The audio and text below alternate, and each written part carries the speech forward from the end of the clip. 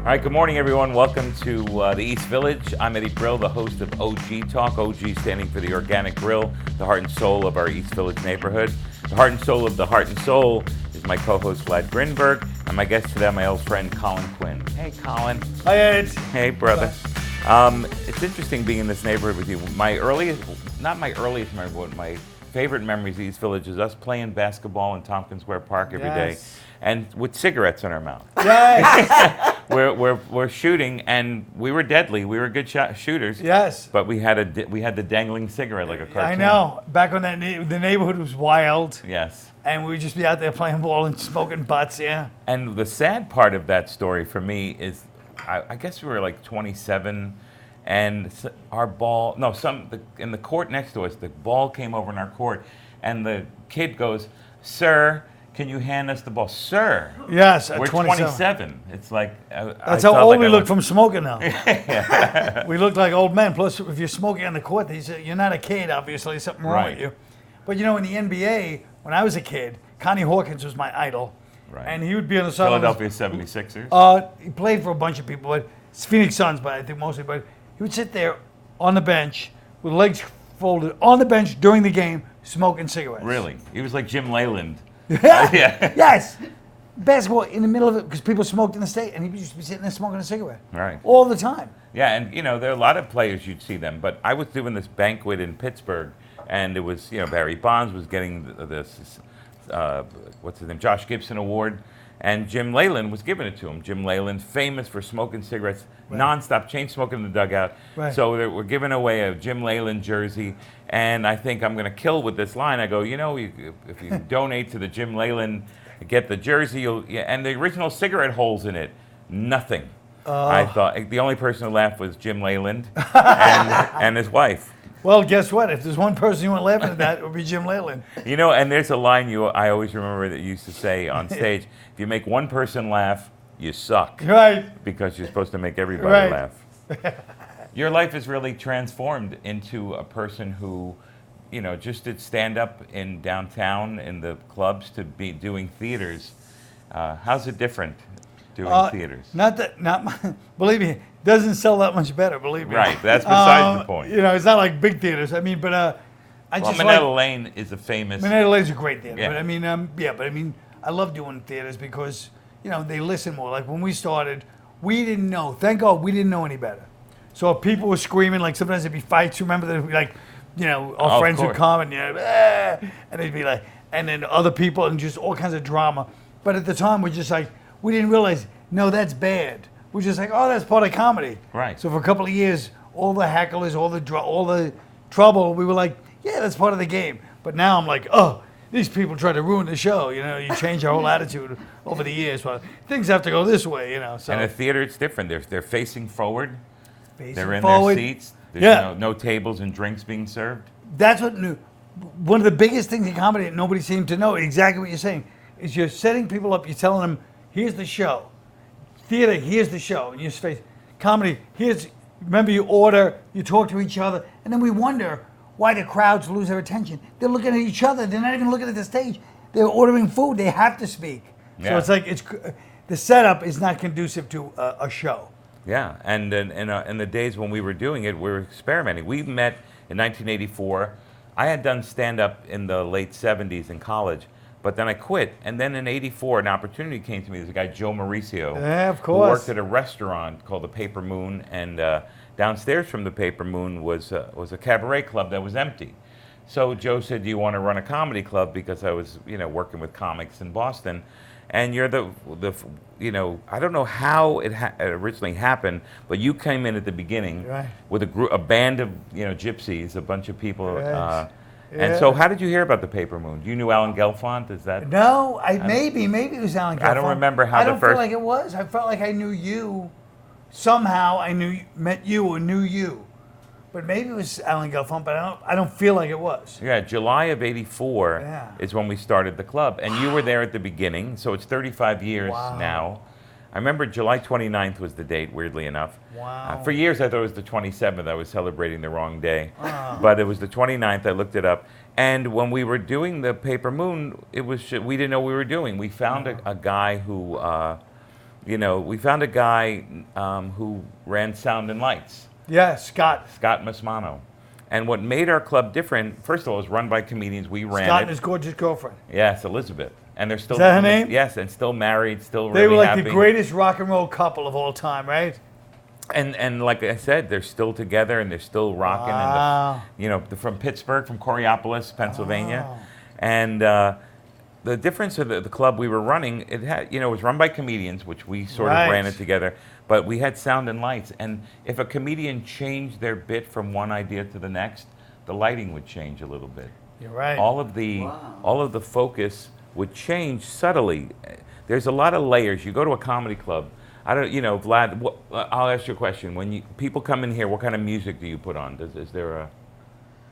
Just enough that people can talk and communicate, so it's not really like overwhelming the crowd. There's a sort of a importance to having music. If you had droll music, people would be like, "Urgh." Definitely. Do you have a station that you do on purpose, or you just let it go? I actually let my staff choose, and usually it's something mellow that is not overwhelming the atmosphere. Now, if we played Brahms' Lullaby when the crowd came in Ooh. at a comedy club, it'd be nice, but it would bring the energy down. We would make sure the tape, people coming in, was Creedence Clearwater, Revival, and up. It would have to be high Right. energy.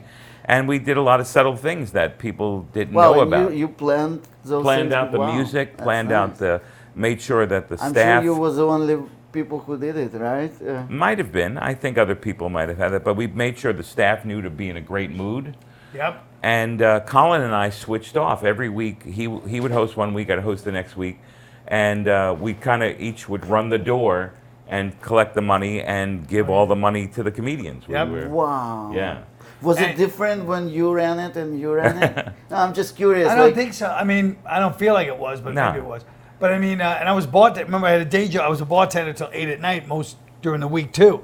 So we both had full time other gigs too. Yeah. We didn't make money off that the way they No, did. I paid. I had a day job working for my father, and Right. at the beginning we were letting people in for free. We're handing out passes That's on right. Bleecker Street, oh my God. and I was paying them out of my day That's right. my day job pocket. And what Eddie did was also a brilliant move. And even at the time, I could recognize it.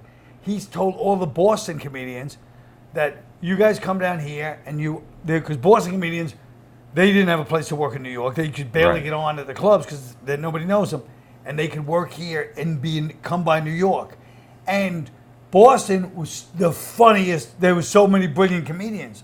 So all these great comedians would come down and work because Eddie set it up that way. And And then then we got some work from Boston. From Right, that worked out. Oh, wow. We stayed But I at a mean- friend's house. We stayed on their couches. Yeah. And we'd go together and we'd work Zito there. and Bean's couch. Right, and then me, you, and Brett Butler actually, the three of us would go to Boston together, and they'd get us work because we got Amazing. them work. And also, I met people in Boston who were from Chicago, like Lou Schneider and Right, Lou Schneider was great. Pittsburgh, comics. And then we started meeting the L.A. and San Francisco, the Jake Johanssons, the Yeah, Paula Paula Pound. Poundstones, all those people. And they were working at our club, and Yeah.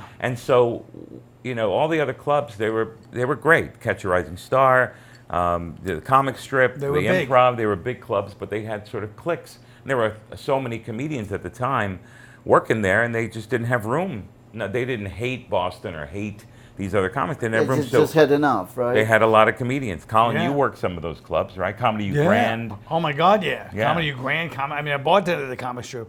But And I then, wonder, like, if it was run just by the owner. He didn't give it them like where you get your extra work. He just No. cares about his own club, right? And you try to give each other work. Yeah. That's Yeah, crazy. Nick. Remember Nick was Wow. the owner of Paper Moon? Was his Nick, name of course. And one time we were having a show, and I kept hearing this noise in the back. And I went after I was done hosting the segment, I went over there, and he's pitching pitching quarters. Like such a Brooklyn thing that we did as kids. And he's like, Yeah. hey, he looked at me like, what? Yeah, What? He's an old school Italian guy. Nick. Yeah. the other thing about the Paper Moon Comedy Club, which eventually became the Boston Comedy Club, that was the original That's club. how. But because he made it a Boston thing, that's why they named it Boston Comedy. You're right. And there was like an office in the front, so we tore down the office, and there was a window, and the glass window in the front, so now people walk by, they see the club going Right. on. Nice. And then we built a room in the basement so comedians could go hang out, and not be, like a green room almost thing. So we really were comics. Colin and I were comics who were turning this place in comic friendly. And then one friend would tell another friend, and that's John Mendoza came by. And Right. again, Brett Butler came up from Atlanta, so it was a pretty good time. And, we would meet, like Dennis Miller would come by when he was working on Right. SNL to work out material on Friday for what he'd That's do on right. Saturday. It was a great place. It was Yeah. a great. It's still really, in many ways, the greatest room. Like the physical, like you said, the lighting, and just the way it was physically laid out was so conducive to a great comedy show. You know what I And mean? part of that for me was Emerson. I learned at Emerson how Right. important the layers were. Yeah. Where a lot of clubs, okay, just, throw the lights on, but that's okay. There's nothing wrong with that. But to give it that other little effect and do the subtle things that Yes. we did. That's the difference. And then Colin and I were like, we don't need to run the door anymore. And so we gave this one guy, I don't want to mention his name, we let him run the door. And the owners were like, hey, we're losing a little bit of money here. And then we set a trap, and we found out the guy was ripping us off. I won't say his name because he'll probably sue us for that. Now, you started comedy. So Where was the first predictable. place you went on stage as a stand-up? Well, the comic strip, because the you- comic strip, and then that was my first ever on stage. And Chris Blitman was the MC, Right. and he said the greatest thing to me after I came off stage. I did pretty good first time, and he goes, "You're a natural." I go, "Thanks." He goes, "Come back in a year." I go, "I'm a natural. Why would I come back in a year? In a year, I'll be famous." Yeah, you're right. He should have said, "Come back in 10 years." Right. That's- And then as you we would have know. been really famous. As we know. If he would have just But I'm seen just that, saying, cut out it's the like, middle Come 10 back in years. a year made no sense, and now it's like, of course he meant, he was Yeah. totally telling you the truth. Yeah, and that's the key. Natural means very little. Right. And but when you came out on stage, people would always say, Colin, you're the essential New York City comedian. Right, right. And why do you think they would say that about you? Whoa. Because I was so because I grew up, in Brooklyn, but also because I was so interested in ethnic stuff, which now, of course, is basically, forbidden Yeah, in society. right, yeah. But I just loved ethnicity and just all the neighborhoods and just all that stuff was so interesting to me. And in those days, as we both know, you could talk about it. You know what I mean? Like Right. everybody would acknowledge different races, religions, and And be honest and be vulnerable. be honest, about being yeah. honest. By the way, the food Whoa. here is vegan. We were talking before that looks good. you have eaten healthy in the past, but the vegan, the one thing about vegan food is Yeah. the most delicious desserts I've ever had because everything is natural and there's no but fillers. I don't understand. There's no cheese in the cheesecake? No. Yeah, it's tofu. Wow. And this one is cashew actually. I gotta try Which this. is Cashew? yeah, bless you. Well, what was it going to be if it wasn't cashew? I guess I should take a plate instead of being an animal. Yeah, No, an animal is fine. That's part of the experience is eating this way. Just Yeah, change. animals are not vegan. Yeah, changing There gears they are. really quickly to that. yeah. That's we should just. That's the quote outside that would change the marquee. Yeah. It's Get a doesn't, marquee. doesn't work as good as smile is a new tits, but it's still good. That's pretty good. A couple of different things have crossed my mind. There was one thing you had said about being in a comedy club, how you didn't want it to be like a Packers game. You wanted it to be a place where people are laughing. You don't want cheering. Right. I still hate it. And explain that. What is that? What happens at a comedy club that gives you that? Well, I feel like, by the way, this is delicious. Yeah, it's Really amazing amazing. stuff. I We love might it. need more spoons. Yeah, and stomachs. And, Stomachs are good. but like, Stomachs are good. And maybe plates. Because people, I've followed comics. I was in the Vancouver Comedy Festival. I followed a guy who was pretty much just doing hard rock, like, hey, hey, hey. Right. And then, how do you follow that? So what Yeah. I did was I just came out on stage and I paused and took all the air out that he had created, this nonsense, yes. and then slowed everything down to a different rhythm. It was very deliberate, and I just changed the rhythm of the room. So we don't want to do that. We don't want to have to do that. No, but you're right. That's exactly what you had to do. Yes. The biggest mistake you make when you're new is I'm going to compete with his energy. Right. He's a different. But here's what I say: in the 80s and 90s, there was almost like this stupid, like you say, Packers game, there was almost like a rally type mentality. And the point is, you're supposed to be getting laughs.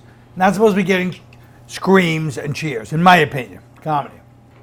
Supposed to be getting laughs. It sounds obvious. Yeah, right. But people applaud. And now, I was going to Right. say, now people applaud, like we agree, you're on the right side. Yeah. Once again, it's not laughs. No. The whole charm of the brilliance of comedy is you're going to make people involuntary respond laughter. Right. And so all this other stuff is just trying to escape It's the fact that pandering. you haven't been able to write things to elicit So laughs you from pander. I've seen that all Right. the time. I work in Europe, and then there's no pandering.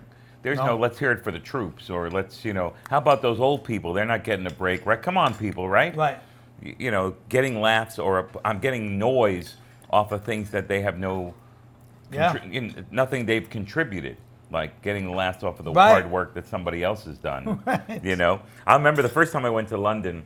I went up to the MC, the compere, and I gave him my intro, which we're used to doing here in the United States. What can I say about you? That's what we do.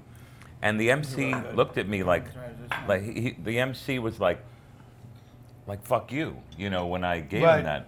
So he didn't say any of the things I told him. Like, you say, oh, you might have seen him on this show or this show. And then when he brought me up, and then luckily I did all right, and I'm working there the whole week, and later on in the week, he was so nice. I said, why are you being nice to me? What was that thing the first day we met where I gave you my intro? He goes, intro? What do you need an intro? He said, I thought you were bragging to me about your career. He didn't know. He thought I came up and go, look, I've done these shows, so love me, because it didn't make sense for them. They don't do intros? I think they do now, but in 1989, when I first went to Right. London, they were like, look, if you're funny, the audience is going to laugh. That's so And funny. it's basically what you're saying. Let's not pander to the audience Right. and get that crazy applause. Well, yeah, and when we, but intros still, I feel like we still do it that way here. But and I do and feel people like are it's a used to little it. weird. Yeah. It is a little weird. I tell people whatever you want to say, and I sometimes know. that's a There's something mistake. Yeah, that's a mistake. I was going to say that's always a mistake. 'Cause then you got people trying to either be funny or be like original, and it's like it's not the time, But I'm really curious when you said that it's just not enough to be natural. So you think that anybody can be a comedian? Yeah, I feel like natural ability is a good thing to have. If you're a natural, that's great. But I know 100 funny people that are funnier than me, and they're not comedians because they don't want to do that dirty work. As we know, it's all theory and funny, and then you sit in front of a group of people that something just happened where you have to bring them and keep them for an hour. That's the word. different skill. It's a different skill. Yeah, plus if we're hanging out and somebody says something funny, you're laughing. But if someone pays money and pays a babysitter and pays parking Right. and says, we're going to a comedy show, make us laugh, there's a bit of, And they there's don't work. know, like, if we're funny with each other, it's based on some Previous shared experience, history, right. personal history. You have to get the shared national history or the shared human history in every damn joke. You know what I mean? So And you it's so can't be like, great hey, what about our when you cousin said John? that it's not just agreeing, it's like natural response when you like Right. really reacting, right? Right, like you can't involuntary. Yeah. And then also the whole bit about trying. Like, you meet people who are not comedians and they try to be funny because, like, you go on a date and someone Right. tries to be funny because they want you to accept them. They want that. Yeah. And there's a combination question, sort of, like trying to be funny, and then the whole thing about what's edgy. Like, people would say Right. to me, I'm really edgy, and that meant they were just cursing. As Right. opposed to like you or DePaulo or Jim Norton, who Maria Bamford, who are just edgy because smart is edgy. You just named some of the biggest cursors in the business. Right, but- exactly. But you're Yeah, right. yeah. No, I know what you're saying, which is like people. My mom was a bigger cursor people- than all of the people I just mentioned. Yeah, like some people just pretend being provocative. There's a million ways to like cheat comedy, of course, and just like being provocative and going, I freak the audience out. It's like, but it's still not getting laughs. You know what I mean? It's like if you freak the audience out, but it's in joke form, then we respect it. But if you're just going, hey man, and it's like you're screaming at the crowd, they didn't. they were too like bourgeois to laugh. It's like, well, nobody would laugh at that. Even if you went to like a prison show, they'd be like, "What are you yelling at us for?" Look, we're gonna go. We're gonna go in the back and lift weights. This comedy show. Yes. Yeah. So it's like some we're gonna people eat just the lousy use prison food everything instead is of an hearing this excuse guy. for not writing jokes. Right. Writing jokes is so hard, yeah. But honestly, I just want to tell you, as a layman, when I was listening to your characters of New York, I couldn't stop laughing. Oh, it's you. like a guy I saw yesterday, or it's a guy I'm gonna meet in the street today. It was so freaking Based funny. on people you actually knew, people you grew up with. Yeah, Exactly. it was incredible. I couldn't even stop laughing. It was thanks. so good. And who were some of these people that you grew up with? I mean, one of the things I always remember is when we first met, you told me about growing up in Brooklyn with Lawrence Fishburne. Yes. And that he was just such a great guy, but if you called him Larry, he would freak out. Yeah, he's like Lawrence. Yeah, my name is like, Lawrence. yeah, I have a friend named yeah. Andrew Lawrence. If you call him Andy, I always think of, oh no, here's Lawrence Fishburne, Yeah. and my friend. But these characters from Brooklyn that we both, I'm from Bensonhurst. Yeah, I you know. were And from I went to high Park school Slope. by Bensonhurst, so I know Bensonhurst as well. Right. And they had great characters in those days, and now it's still different. Eddie but the Fish, it's like these kind of names that you grew up with. And it would just all be hanging out in a little sitting outside. And everybody's like hanging out all the time. Like it was just an outdoor culture. And I don't know, maybe it still is that way. Probably still is that way, And music also colors the neighborhood. The years that we were living in there, when you're hearing Motown, our age, you're hearing Motown, the Beatles. It's not. We're taping this in 2019. In 1969, 50 years ago, My Way came out and Led Zeppelin came out, and it was incredible music time. Sly and the Family Stone. Yeah, I love Sly and the Family Stone. But I mean, I love Sly and the Family Stone because my cousins, they like Sly and the Family Stone. I really, I'm not ashamed of it. I was big into bubble gum. I was only 10. Yummy, yummy, yummy. I've got Yummy, love yummy, in my yummy. tummy. And I like, all that kind of stuff. Was Tommy Simple James. Simon said. And, yeah. I saw Tommy James. He's still alive. You did, He's yeah. one of the greatest. You ever read his book? Yes. It's the greatest. The greatest. Yeah, he was an incredible singer. He got robbed by Morris Levy and the Mafia for billions, and he's not even bitter. He's like, you know what? I had a blast. I made some money. And he got wrote robbed for incredible big money. songs. And he wrote great songs. Yeah, it was incredible. And the only mistake he ever made, and what a mistake it was, he turned down Woodstock. Yes, he turned down Woodstock. Wow. Yeah, well, if there's one guy that needed Woodstock, it was him.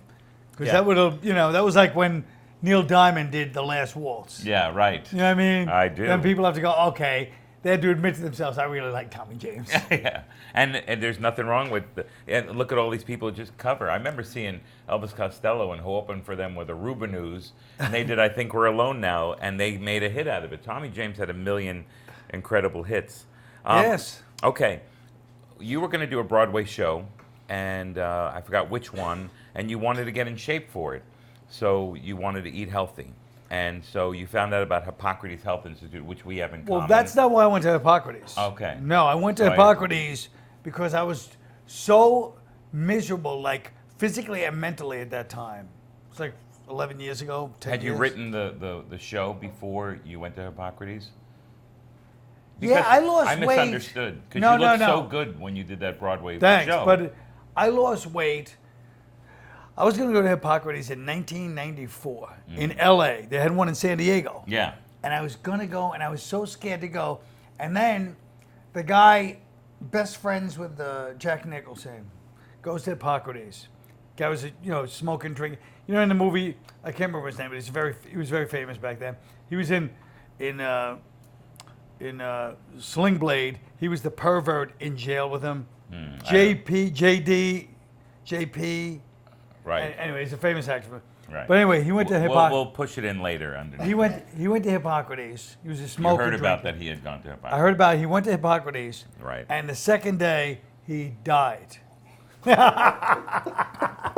That's a great promotion Hippocrates. from You'll die to get in. 1-800. Hippocrates is the best place in the world. Yeah. Hippocrates is the best place in the world. But whatever his system was toxic from years of smoking. Oh, right. And then all of a sudden the Yeah. toxicity's Just coming interrupted out. the cycle. But he died.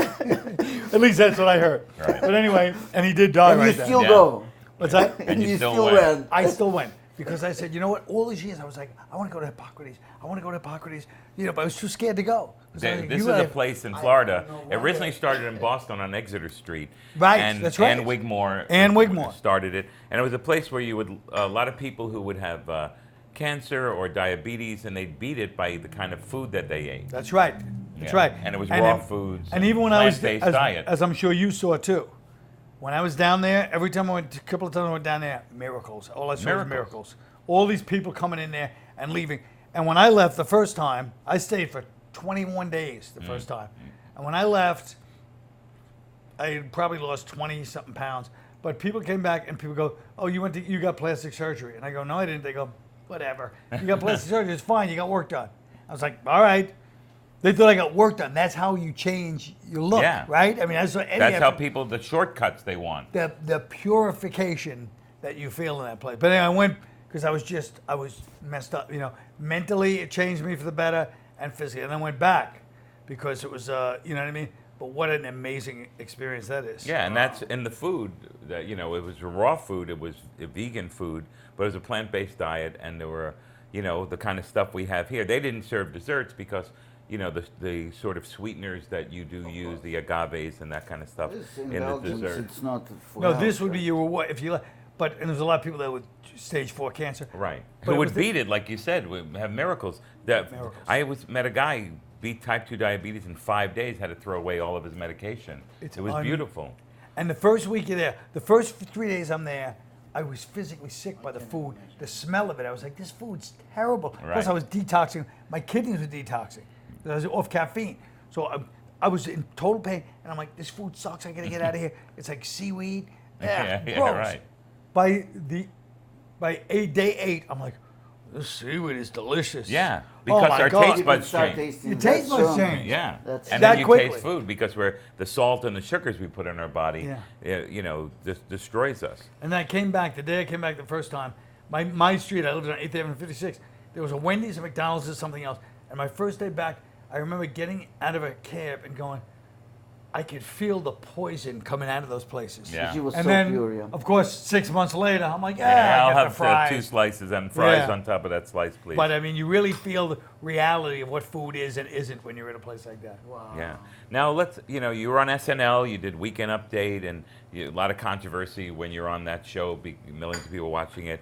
There's some controversy now. I don't know if you want to talk about the cancel culture, the thing that's going on, the PC culture, the bullies behind Right. their computers right now. Digital soldiers. Yeah. I love when you said that now it's whoever is right faster, right? Oh, whoever's the fastest typist set the national tone.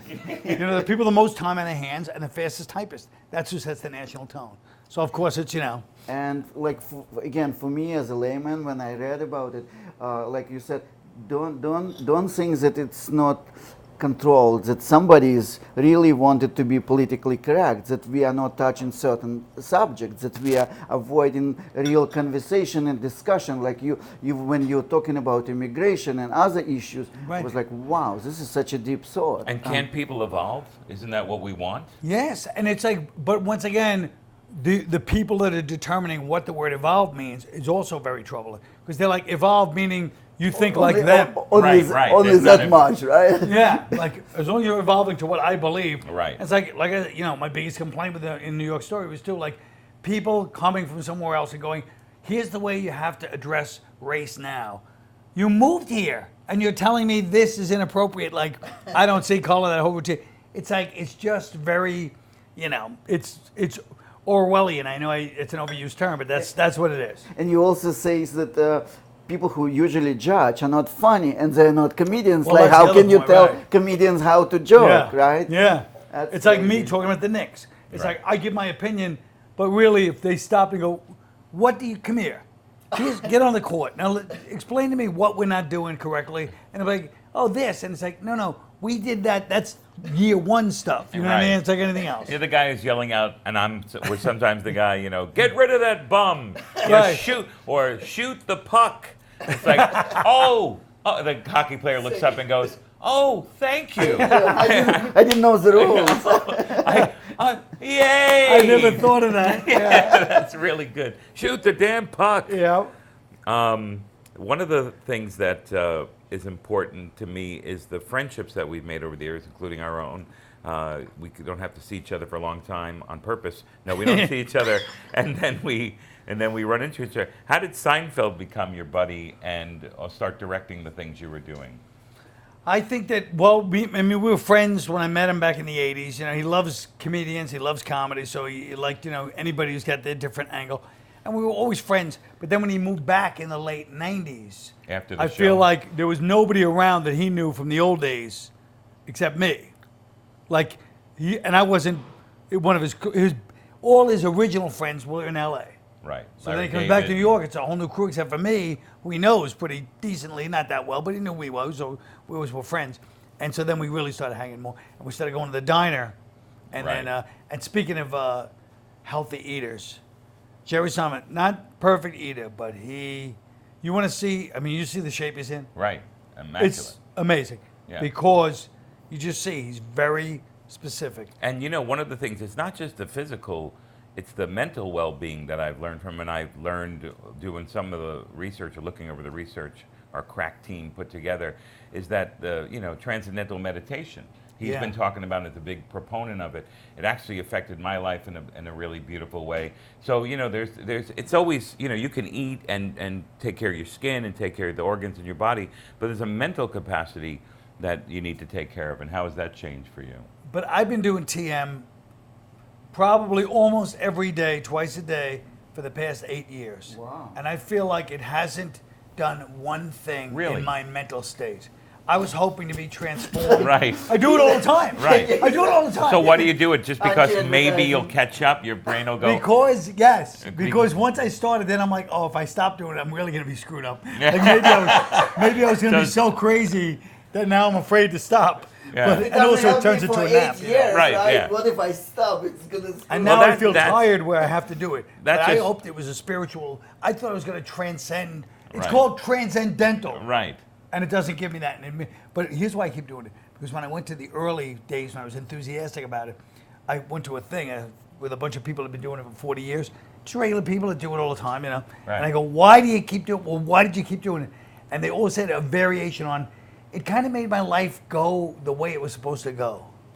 And I was like, that's pretty interesting. Yeah. Well, I felt the same way. I think what we do sometimes is we want things to happen. So, like a weird analogy, like you meet someone, like a date or someone, and you try to create who they are instead of actually knowing who they Of are. course. Like I want this date, So every my good girlfriend relationship's to be. about. What's that? That's what every good relationship is about. Yeah, right. Creating someone. You're to going to be this to me. Yes, but I'm not that person. The same thing for me. TM it's just interesting because I've never been a meditator. I've never been someone like that. But I kind of feel a little bit of peace twice a day, where I just can take a break from Yeah, no, I feel my that way. brain that is not stop. I feel that way stopping. too, but I still have bigger expectations for it. Yeah. I thought by 8 years I would be able to Oh transcend. well, now They I'm should going to change- stop after today They because should change the name and just To- call it something else besides Yeah. transcendental. yeah, just call it There's no dental. transcending. Just call it dental. Dental. I'm doing dental meditation today. My teeth are relaxed and I'm feeling terrific. Plus, I'm speaking of cancel culture, I'm not comfortable with the term trans. Yeah, right. I'm at the, yeah, and what pronoun do I use when I do transcendental meditation? The last thing I want to talk about as far as health is concerned, I didn't know about it till late because I'm the last guy to find out because I don't read the news. You had a heart attack. Yeah, you could read the news and still not found out about it. Right. All I made, all these years in the business, the only thing I made was OK Magazine online. Oh. That was it. Yeah. But yeah, I had a heart attack, yeah. I had a heart attack like a year and a half ago. And yeah, I mean, of course. And all our friends, like Patrice and Barry Crimmins and Yes. John Panette, and they're all starting to die. A year and a half ago, I weighed almost 400 pounds, and all my friends were dying. Kevin Meaney, all these comics, and then you get a heart attack. It wakes you up in a certain way. I'm Yeah, sure. you'd think it would wake me up more, but it did. It was definitely one of those things where I was like, oh no, I'm going to die someday. Right. It's the first time I was like, it's official now. It's different when other people are dying. You still have that, oh my God, I can't believe it. Yeah, That not does me. exist. Yeah, That it's won't not happen gonna- to me. Well, the same thing with 9/11. Robert Schimmel and I, comedian, Yeah. went over after the earthquake in San Francisco, '89. And the audiences I've never heard audiences laugh that hard in my life. I was going to say, was that 1889? It was 1889. No, 1903 was after the the big World one. Series when Oakland played San Francisco. Oh yeah, of And course. I Right. always What think am of I Mike saying? Sweeney's Yeah, great that bit. remember that stadium. Yes. What was his bit? It's so cruel because he said that and it's so funny. As all great Um, bits are. Yes, the So cruelest. Cool. Remember what Jack Simmons used to say? His comedy folks, somebody's got to get hurt. Somebody's going to get hurt. And, it was a horrible scenario in San Francisco, and the bridges are down, and he goes, and they were running the World Series at the time. And he goes, they had to force these sports announcers to go there and announce it. And he goes, oh, look at that bridge. That gotta hurt. Doing a sports cliche to laugh in a horrible Perfect. scenario. But when 9/11 happened for us, that was our heart attack. That was our Right. thing that happened. Of And then course. I remember working the Stress Factory, aptly named in Right. New Brunswick, and hearing the audience laugh really hard. So Yeah. now you got a new lease on life. What do you have? What's coming up for you? Nothing, just I'm doing stand. Trying to put together another one of those shows. You know what I mean? Yeah. Trying to just do that stuff. You're having fun doing that kind of stuff. I love doing that stuff because Yeah. it's figuring it out and trying to make it to where it's funny and it's not, it's still about something I'm interested in talking about. Like Yeah, that's- Red State, Blue State was the game, at the you know? Minetta Lane, and it was so Yeah, great to see. thanks. And it's really fun to see your friends do what they love, and Yeah. that's the beauty. There's a weird, I'm almost choked up about it because I'm so proud when my friends do what they love and do Yeah. that. So The Go. coloring book Yeah. is amazing. Oh, Oh, thank yeah, you. yeah. Whoa. yeah, Thank you so knows. much. So Your desserts are amazing. yes, the food here is great. It Not brings. as much as coloring book. Oh, All I right, you disagree. can break it up. Break it You up. save more lives with this. Yes. So speaking of saving lives, we appreciate you coming here. Thank It's you so so good. much. It's so easy. Thanks. For Vlad and for Colin. This is OG Talk, our wonderful crew and staff here. Yes. Behind the camera, you can't see them, but we know they're here. And for everyone at home, please write in and let us know what you thought of the episode. And we'll talk to you soon. Have a great day. Eat healthy. Take care of yourself. And I'll see you soon.